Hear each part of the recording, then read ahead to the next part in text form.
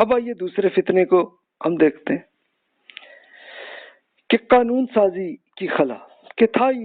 قانون تھا ہی نہیں عربوں کے ہاں، تو اور حکومت ان کو مل گئی، تو پھر کیا ہوا؟ اب پہلے دیکھا دنیا میں کہ قوانین جو ہیں گورنمنٹ کے وہ کہاں ہیں، تو وہ دیکھا گیا کہ رومن امپائر کا جو قانون ہے وہ زیادہ اچھا ڈیولپڈ ہے، تو چلو بھی انہی کو ہم استعمال کریں،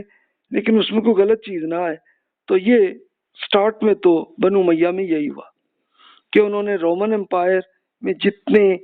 میتھڈالوجیز ان کی تھی، پالیسیز اینڈ پروسیجرز تھے، ان کو پڑھتے تھے، دیکھتے تھے، اگر اس میں کوئی غلطی ہے تو اس کو چھوڑ کے باقی جتنی اچھی چیزیں ہیں وہ لو، تو یہ کر رہے تھے۔ لیکن مسلمانوں میں قانون سازی کی کمی تھی بہرحال پھر بھی، اور اب حکومت مسلمانوں کی بن گئی تھی کہ آپ کا یہ تاجکستان سے لے کے اور اسپین تک، تو اب کیا کریں؟ کروڑوں نو مسلموں کی شریعت کے متعلق سوالات آ رہے تھے۔ اب ظاہر ہے کہ نئے نئے مسلمان ہوئے تھے، ان کے ذہن میں دین سے متعلق جو سوال آتے تو وہ آتے، تو جو اہل علم جس شہر میں جو ہوتے تھے تو وہ جواب دے دیتے تھے، یہ معاملہ تھا۔ پھر تفصیلی تحریریں اور قوانین، ایک کوڈیفائڈ لا کی ضرورت پڑ رہی تھی، لیکن ابھی تک تھا کچھ نہیں۔ ابھی تک جو پالیسیز اینڈ پروسیجرز اور لا جو کچھ تھا تو وہ رومن امپائر کا ہی چل رہا تھا ابھی۔ تو مسلمانوں نے بس اتنا کیا تھا کہ اگر ہمارے شریعت کے دین کے خلاف کوئی چیز ہے تو اس کو چھوڑ دو، باقی سب چیز کر لو استعمال۔ تو ابھی تک یہی چل رہا تھا۔ تو مناظر احسن گیلانی صاحب نے مسلمانوں کی ایک فرقہ بندیوں کا افسانہ، انہوں نے ایک اپنی کتاب میں، یہ کتاب کا نام یہ ہے، تو انہوں نے یہ اس میں بیان کیا کہ اس کا پھر سائیڈ افیکٹ کیا ہوا، کہ کرہ زمین کے اتنی طویل اور عریض امت جس کی تعداد عرب نہیں بلکہ نصف عرب سے یقیناً زیادہ ہو چکی تھی، اور ایشیا افریقہ کے سوا یورپ کے بعض دور دراز علاقوں تک پھیلی ہوئی تھی، تو اس میں زبانوں ہی کی حساب سے دیکھا جائے تو سینکڑوں زبانوں کے بولنے والی قومیں شریک تھیں۔ یہی حال نسلوں کی تھی۔ شاید ہی آدم کی اولاد کی کوئی قابل ذکر نسل ایسی باقی ہوگی جس کی افراد امت مسلمہ کے اس وسیع دائرے میں شریک نہیں۔ ان میں سامی، آریائی، تورانی نسلوں کے گورے، کالے، لال، پیلے سب ہی رنگ کے لوگ پائے جاتے تھے، اور ہر ایک کے اندر ظاہر ہے جب اتنی بڑی تعداد ہو تو تبھی لا کی ضرورت پڑتی ہے۔ تو پھر ایک بڑی ڈیمانڈ آئی، اور اس کے لیے ابھی تک جتنے اسکالر صحابہ کرام رضی اللہ عنہم میں تھے، پھر تابعین میں جو تھے، تو وہ کرتے کیا تھے کہ اب جس کے اندر جسی بھی ایک نئی نسل میں یا کوئی نیا مسلمان ہوا، اس کے جو بھی کوشچن آتا اس کا کوشچن آنسر ہی کرتے تھے، بس اس حد تک تھا۔ لیکن اب ضرورت آئی کہ جناب ہم باقاعدہ کوڈیفائڈ لا بنائیں، تو اس کا پہلا آئیڈیا جن کے سامنے آیا وہ ابو حنیفہ رحمۃ اللہ علیہ وہ صاحب تھے۔ تو ان کی وفات 150 ہجری میں ہوئی ہے، تو پیدائش ان کی جو ہے 90 ہجری میں ہوئی ہے، یعنی ابھی یہ تابعین کا پیریڈ تھا۔ کچھ روایت میں آتا ہے کہ ابو حنیفہ صاحب کو بچپن میں کچھ صحابہ سے بھی ملے، اور تابعین سے بہرحال انہی کے یہ شاگرد بنے۔ اچھا، اسی طرح کچھ اور اسکالرز بھی اس زمانے میں بنے تھے۔ اوزاعی 157 ہجری میں وہ فوت ہوئے، انہوں نے بھی یہ کوشش کی۔ سفیان سوری 161 ہجری کے ہیں۔ لیث بن سعد یہ 175 ہجری کے ہیں، اور مالک جو ہیں، امام مالک جو ہے 179 ہجری میں فوت ہوئے ہیں، اور ان کی پیدائش تقریباً اسی زمانے کی ہے کہ جب ابو حنیفہ صاحب پیدا ہوئے تھے، لیکن عمر امام مالک نے کی، تو ان کا ایک بہت بڑا انہوں نے کام کیا۔ اس کے بعد اگلی نسل میں پھر شافعی بہت بڑے اسکالر پیدا ہوئے ہیں، 204 ہجری میں فوت ہوئے ہیں۔ پھر ان سے اگلی نسل میں 241 ہجری میں فوت ہوئے ہیں احمد بن حنبل صاحب۔ پھر ان سے اگلی نسل میں داؤد ظاہری صاحب 270 ہجری کے۔ تو یہ کچھ نام میں نے عرض کر دی ہیں کہ ان سب نے کیا، لیکن سٹارٹ یہ ابو حنیفہ صاحب نے یہ کیا۔ اچھا، انہوں نے کیا اس میں وہ عراق کے رہنے والے تھے اور ان کا ایک بڑا اچھا بزنس چل رہا تھا، لیکن ان کا علمی شوق تھا کہ، اور پھر ان کو وہ خود وہ اپنا ان کی یہ روایات ہیں کہ انہوں نے یہ بیان کیا کہ بھی میں اب سوچتا تھا کہ بھی یہ اتنے علوم ہیں تو میں کون سے علم پہ میں زیادہ ایک اسپیشلسٹ بنوں میں. تو کئی چیزوں پہ انہوں نے سوچا لیکن ان کا دل نہیں لگا، لیکن پھر زیادہ ان کو یہ پسند آیا قانون پہ. اور تب انہوں نے ایک باقاعدہ ایک ٹیم بھی تیار کی. ٹیم انہوں نے اس طرح سے تیار کی کہ اگلی نسل کے جو بھی ان کے، یعنی اب خود وہ بڑے اسکالر بن گئے تھے اور انہوں نے پڑھا تھا. اور کچھ روایات میں یہ بھی آتا ہے کہ اس زمانے میں جعفر صادق رحمۃ اللہ علیہ وہ بہت بڑے قانونی علم رکھتے تھے، تو ان سے ابو حنیفہ نے ان سے سیکھا جا کے جعفر صادق صاحب سے، اور کچھ اور اسکالرز جو ہیں ان سے سیکھا، اور سیکھتے سیکھتے اسپیشلسٹ ہوئے. تو انہوں نے ایک ٹیم تیار کی اور ان پوری ٹیم کا فائنینشیل میٹر خود ابو حنیفہ صاحب نے خود مینج کیا کہ بزنس ان کا اپنا تھا، تو وہیں سے جو فنڈ ہے اسے اپنے اسٹوڈنٹس کو سیلری بھی دینے لگے اور کہا کہ بھی ہم یہ ایک پورا ایک پرائیویٹ قانون ہم خود بنائیں. اب یہ ظاہر ہے کہ پرائیویٹ کیسے بنے گا، یعنی یہ تو حکومت ہی کرتی ہے نا آج کل. نہیں، انہوں نے یہ کیا کہ ہم یہ کویشچن آنسرز کو اکٹھا کر لیں، جتنے پاسبل کویشچنز آ سکتے ہیں انسان کی زندگی میں اس میں ہم کر لیں اور ٹھیک ہے، حکومت کو اگر اس میں کوئی کام کی ضرورت پڑی تو وہ اس کو باقاعدہ لیگل شکل بنا لیں گے. تب آپ دیکھیں کہ یہ دو بڑے اسکالر پیدا ہوئے. ابو یوسف صاحب 182 ہجری میں فوت ہوئے اور یہ ابو حنیفہ کے شاگرد تھے اور مین شاگرد تھے. اب ہوا یہ کہ اس کے بعد پھر ایک بڑی حکومت، سب سے بنو عباس کی حکومت کے سب سے ڈیولپڈ حکومت بن گئی، اور یہ ہارون الرشید کی حکومت بن گئی تھی اس ٹائم. تو انہوں نے ابو یوسف صاحب کو اسپیشل کہا کہ بھی آپ آئیے، اور آپ ان کو ایک بڑی ان کو پوزیشن دی جس کو آپ آج کل کہہ سکتے ہیں کہ چیف جسٹس، کہ پوری عدالت کے وہ ہیڈ بن گئے، اور ساتھ ان کو کہا کہ بھی آپ یہ پورے قوانین بھی آپ پورے ڈیولپ کریں کہ تاکہ حکومت اس طرح سے مینج ہو. تو ابو یوسف صاحب نے ایک بڑا کام کیا اور ان کی کتابیں بھی آج تک موجود ہیں. تو انہوں نے اب یہ ابو حنیفہ صاحب رحمۃ اللہ علیہ کے زمانے میں جتنا انہوں نے کام کیا تھا ایز اے اسٹوڈنٹ کے طور پہ، تو اب باقاعدہ وہ چیف جسٹس بنے تو انہوں نے باقاعدہ بکس لکھی اور اس کے پورے لا اور پورے پالیسیز اینڈ پروسیجرز بنائے. اور اس کا پھر سائڈ ایفیکٹ یہ بھی ہوا کہ اب بیوروکریٹس کے پورے میتھڈالوجی بھی انہوں نے تیار کی ابو یوسف صاحب نے. اور تب ہوتے ہوتے یہ ہوا رزلٹ اس کا کہ جناب اب اگلی نسل میں اب جو بھی اگلے آدمی جو بھی بیوروکریٹس میں آئیں گے تو وہ پہلے ابو یوسف صاحب کی پوری بکس کو پہلے پڑھیں پھر وہ آئیں. تو یہ پوزیشن آنے لگی اور تب جا کے اس کو ہم حنفی اسکول آف تھاٹ کہتے ہیں. تو یہ پھر عراق سے لے کے ایران، پھر تاجکستان، ازبکستان، افغانستان، اور وہیں سے ہوتے ہوتے انڈیا میں بہت پھیل گیا. اچھا، دوسری بڑی شخصیت تھی وہ یہ امام مالک تھے. مالک صاحب جو ہیں یہ مدینہ منورہ کے رہنے والے تھے. انہوں نے ایک بڑا کام یہ کیا، انہوں نے بھی سیم اسی طرح سے کیا، لیکن اس کے ساتھ ساتھ انہوں نے پورا کیا ایک باقاعدہ ٹریننگ کا ایک سلسلہ کیا. اور اس کے لیے آپ امیجن کریں کہ مسجد نبوی میں بیٹھے اور 50 سال تک وہ لیکچرز کے ذریعے پڑھاتے رہے. اچھا، اگر ایک بار کوئی پڑھے چلا جائے بات ختم نہیں. اس کے لیے ہوتا یہ تھا کہ اسپیشلی جن کا بھی علمی ذوق ہو تو وہ اسپیشلی وہ لوگ کہ جو افریقہ سے اور اسپین سے جو حج کرنے آتے تھے تو وہ پھر حج کر کے تو جب وہ امام مالک کا لیکچر سنتے تھے یا ان کو پہلے ہی پتہ چل چکا ہوتا تھا تو ان کو آتا تھا کہ ہم یہاں پہ مدینہ منورہ میں رہیں ہم اور پہلے ان سے پڑھ لیں.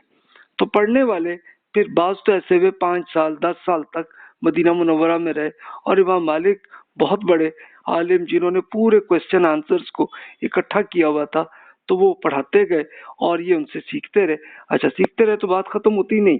پھر اس سے اگلا یہ ہوا کہ ایجپٹ میں خاص طور پر صحیح ڈیولپڈ قسم کا ایریا تھا تو وہیں کے بڑے بڑے اسکالرس جو امام مالک کے شاگرد تھے تو وہ بنے، اور انہوں نے باقاعدہ کوڈیفائڈ لا وہاں پہ ایجپٹ میں انہوں نے کیا، اور وہیں سے آگے آگے یہ لیبیا اور پھر الجزائر، مراکش، اور وہاں سے لے کے یہ پھر اسپین میں اچھا اسپین میں جب یہ بنو امیہ کی اپنی انڈیپینڈنٹ حکومت بن گئی تھی تو انہوں نے باقاعدہ امام مالک کی انہی کی اگلی نسل میں جا کے جو اسٹوڈنٹ تھے انہی کو چیف جسٹس وہاں بنایا، اور وہیں پہ پھر یہ پورا ان کا اسکول آف تھاٹ وہاں زیادہ پھیلا، اور وہیں سے پھر ہوتا ہوتا آپ یہ ابھی بھی آپ امیجن کریں گے کہ جو مالکی اسکول آف تھاٹ ہے وہ زیادہ تر افریقہ میں ہے،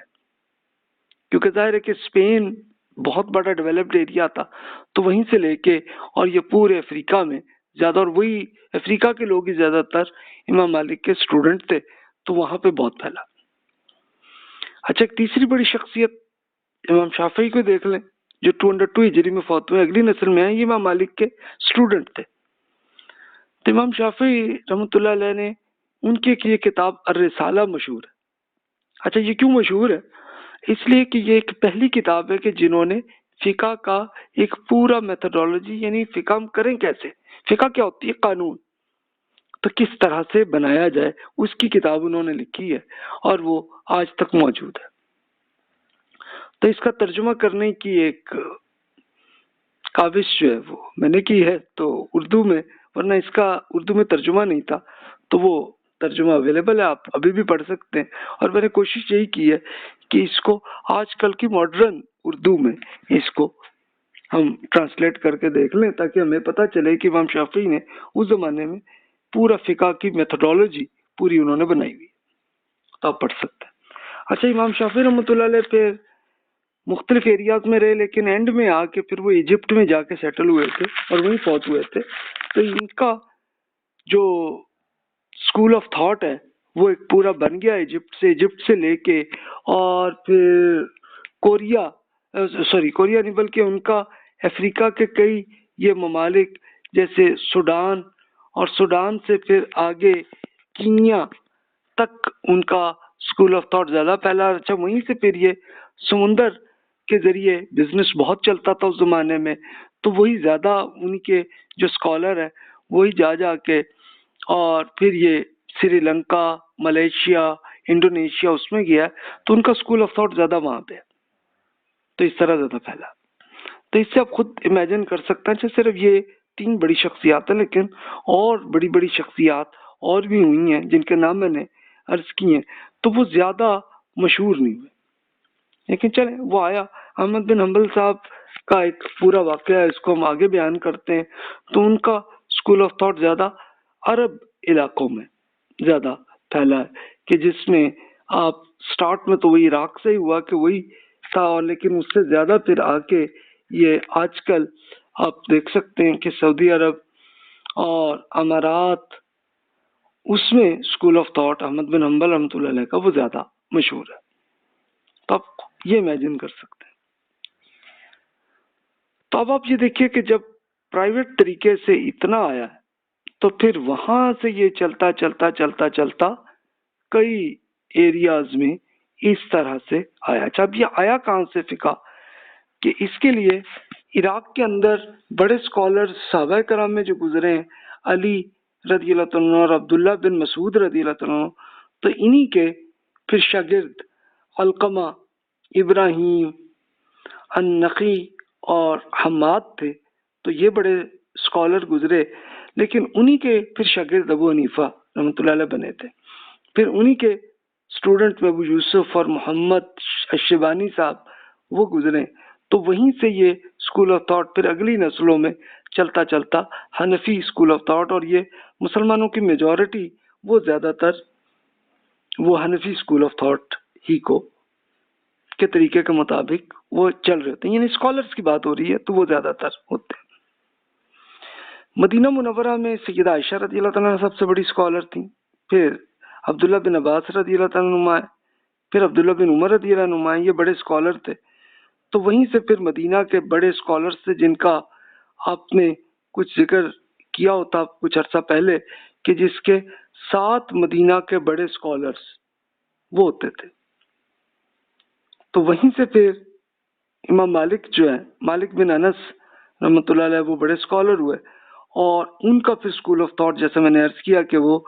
ان کے اسکالرس کا افریقہ اور پھر وہاں سے اسپین تک بہت پہنچا۔ اسد بن فرات بہت بڑے اسکالر تھے اور جج تھے ایجپٹ کے۔ یہ اسد بن فرات 212 ہجری میں فوت ہوئے ہیں، اور انہوں نے اصل میں یہ باقاعدہ کام یہ بھی کیا تھا کہ ایک جو آپ کا جزیرہ روم آپ کہہ لیں، یعنی جزیرہ یہ تھا، یہ پورا جو آپ کا، جس کو ہم